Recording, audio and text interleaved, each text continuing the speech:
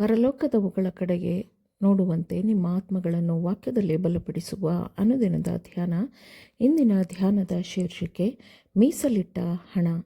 ಈ ದಿನದ ಸತ್ಯವೇದದ ವಾಕ್ಯ: ಹಣದಾಸೆಯು ಸಕಲ ವಿಧವಾದ ಕೆಟ್ಟತನಕ್ಕೆ ಮೂಲವಾಗಿದೆ. ಕೆಲವರು ಅದಕ್ಕಾಗಿ ಆತುರಪಟ್ಟು ಅದರಿಂದ ಕ್ರಿಸ್ತ ನಂಬಿಕೆಯನ್ನು ಬಿಟ್ಟು ಅಲೆದಾಡಿ ಅನೇಕ ವೇದನೆಗಳಿಂದ ತಮ್ಮನ್ನು ತಿವಿಸಿಕೊಳ್ಳುತ್ತಾರೆ. 1 ತಿಮೋಥೆಯನಿಗೆ 6ನೇ ಅಧ್ಯಾಯ 10ನೇ ವಚನ. ದೊಡ್ಡ ಮೊತ್ತದ ಹಣವೇ ಇರಬಹುದು ಅಥವಾ ಸಣ್ಣ ಮೊತ್ತದ ಹಣವೇ ಇರಬಹುದು, ಅದು ದೇವರು ವಹಿಸಿಕೊಟ್ಟ ನಿಧಿ ಎಂದು ನೀವು ಪರಿಗಣಿಸಬೇಕು. ನೀವು ಹಣವನ್ನು ಖರ್ಚು ಮಾಡುವ ಬಗ್ಗೆ ಯೋಚಿಸುವಾಗ ಕರ್ತನು ಕೊಟ್ಟಿರುವ ವಸ್ತುಗಳನ್ನು ಆತನಿಗೆ ಮೆಚ್ಚುಗೆಯಾಗುವಂತೆಯೇ ಬಳಸಲು ಈ ವಿಷಯದ ಬಗ್ಗೆ ಪ್ರಾರ್ಥಿಸಿರಿ. ತನ್ನ ಹಿಂಬಾಲಕರೆಂದು ಹೇಳಿಕೊಳ್ಳುವವರೆಲ್ಲರೂ ತನ್ನ ಮಾದರಿಯನ್ನು ಅನುಸರಿಸಬೇಕೆಂದು ಕರ್ತನು ಬಯಸುತ್ತಾನೆ. ನಾವು ಈ ಲೋಕಕ್ಕೂ ದೇವದೂತರುಗಳಿಗೂ ಮತ್ತು ಮನುಷ್ಯರಿಗೂ ನೋಟವಾಗಿದ್ದೇವೆ. ದೇವರ ಮಕ್ಕಳೆಂದು ಹೇಳಿಕೊಳ್ಳುವವರನ್ನು ಅವರು ಹೇಳುತ್ತಿರುವುದು ನಿಜವೋ ಇಲ್ಲವೋ ಎಂದು ತಿಳಿದುಕೊಳ್ಳಲು ಅಪನಂಬಿಗಸ್ತರು ಗಮನಿಸುತ್ತಿರುತ್ತಾರೆ. ಕ್ರಿಸ್ತನ ಸ್ವಾರ್ಥತ್ಯಾಗ, ಆತನ ಸ್ವಹಿತ ವರ್ಜನೆಯ ಬಗ್ಗೆ ಮಾತನಾಡುತ್ತಾ ಆತನ ಮಾದರಿಗೆ ವಿರುದ್ಧವಾಗಿ ಕೆಲಸ ಮಾಡುವುದು, ನಡೆದುಕೊಳ್ಳುವುದು ಸಮಂಜಸವೇ? ಲೋಕದ ಸಂಪತ್ತೆಲ್ಲವೂ ಕರ್ತನದ್ದೇ. ಅವೆಲ್ಲವೂ ಸೃಷ್ಟಿ ಮತ್ತು ವಿಮೋಚನೆಯ ಮೂಲಕ ಆತನಿಗೆ ಸೇರಿದವುಗಳಾಗಿವೆ. ಐಶ್ವರ್ಯವನ್ನು ಅನ್ಯಾಯದ ಧನ ಎಂದು ಏಕೆ ಕರೆಯಲಾಗುತ್ತದೆ?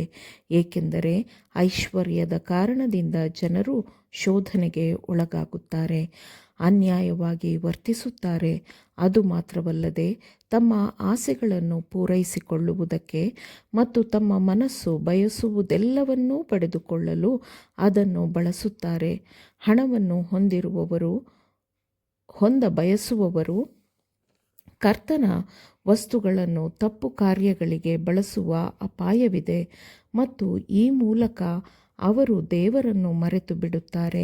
ಶ್ರೀಮಂತ ಯುವ ಆಡಳಿತಗಾರನಿಗೆ ಯೇಸುವು ಅವನ ವಿಗ್ರಹವನ್ನು ತೋರಿಸುವವರೆಗೂ ಮತ್ತು ಅವನು ತನ್ನ ಆಸ್ತಿಯನ್ನೇ ದೇವರನ್ನಾಗಿ ಮಾಡಿಕೊಳ್ಳುತ್ತಿದ್ದಾನೆ ಎಂದು ತೋರಿಸುವವರೆಗೂ ಅವನು ಯೇಸುವನ್ನು ಪ್ರೀತಿಸುತ್ತಿರುವುದಾಗಿ ಭಾವಿಸಿದ್ದನು. ಕ್ರಿಸ್ತನ ಬಳಿಗೆ ಅವನು ಬಂದು ತನ್ನಲ್ಲಿ ಏನು ಕೊರತೆ ಇದೆ ಎಂದು ಕೇಳಿದನು. ಆಗ ಯೇಸು ಇವುಗಳನ್ನು ಕೇಳಿ ಅವನಿಗೆ, ಆದಾಗ್ಯೂ ನಿನಗೆ ಒಂದು ಕೊರತೆ ಇದೆ. ನಿನಗೆ ಇರುವುದೆಲ್ಲವನ್ನು ಮಾರಿ ಬಡವರಿಗೆ ಹಂಚಿಕೊಡು, ಪರಲೋಕದಲ್ಲಿ ನಿನಗೆ ಸಂಪತ್ತು ಇರುವುದು. ಬಂದು ನನ್ನನ್ನು ಹಿಂಬಾಲಿಸು ಎಂದು ಹೇಳಿದನು. ಕರ್ತನಿಂದ ತಲಾಂತುಗಳನ್ನು ಹೊಂದಿರುವವರು ದೊಡ್ಡ ಹೊರೆಯ ಜವಾಬ್ದಾರಿಯಡಿಯಲ್ಲಿ ಇರಿಸಲ್ಪಟ್ಟಿರುತ್ತಾರೆ.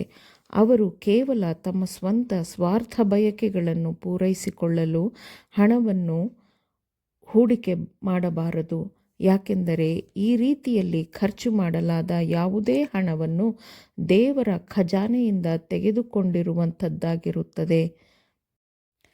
ಸಾರ್ವಭೌಮನಾದ ದೇವರ ಒಳ್ಳೆಯತನದ ಮೂಲಕ ಮಾನವ ಕಾರ್ಯಭಾರಿಯಲ್ಲಿ ಪರಿಶುದ್ಧಾತ್ಮನು ಕೆಲಸ ಮಾಡುತ್ತಾನೆ ಮತ್ತು ದೇವರ ಕೆಲಸದ ಮಹಿಮೆಗಾಗಿ ಆ ಕಾರಣಕ್ಕಾಗಿ ದೊಡ್ಡ ಮತ್ತು ಚಿಕ್ಕ ಹಣದ ಹೂಡಿಕೆಗಳನ್ನು ಮಾಡುವಂತೆ ಆತನು ಮಾಡುತ್ತಾನೆ.